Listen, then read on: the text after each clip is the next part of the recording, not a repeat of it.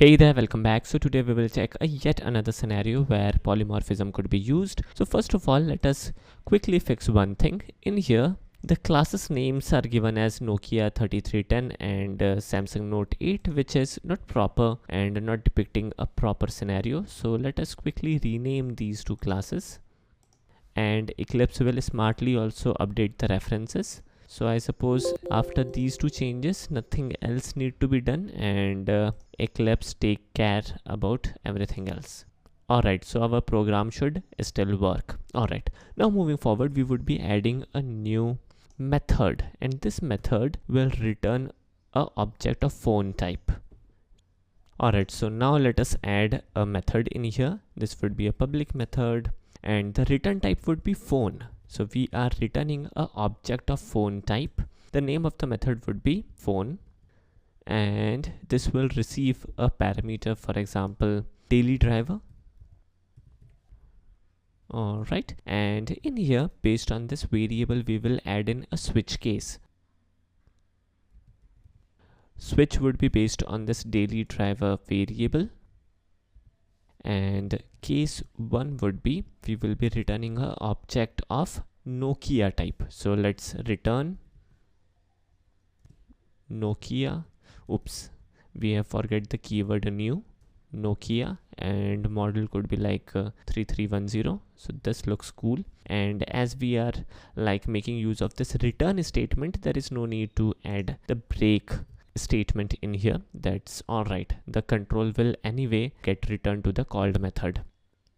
Now let us code for case 2. So we will return a object of Samsung mobile, and let's initialize this with Note 5 maybe. Note 5 is the phone which I am currently using. So let's use Note 5 model number. This is cool, and now we need to also add the return statement after the switch case. Just in case the daily driver value is not 1 or 2, then we will return null, which is perfect. Now firstly, we are returning the object of Nokia type, so let us bring this code before Samsung.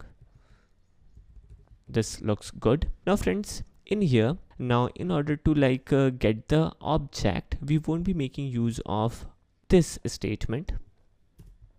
Rather, we will make use of this phone method. Now friends, this phone method is not a static method, so we need to create an object of hello class, then only we would be able to access this phone method. So we can do that easily. We can either do like this, new hello dot phone, and pass in the value like, for example, 1. So this is one case, or alternatively we can mark this particular method as a static, and we can directly access like this phone method.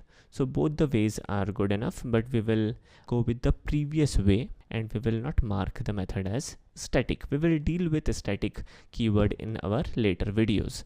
Alright, so let us also do the same in here. So I will say new hello, which is the anonymous object for this hello class, and then we will make use of hello method, and we will pass in 2. Now what we are doing is we are generating a object based on a method, and this method is returning a object.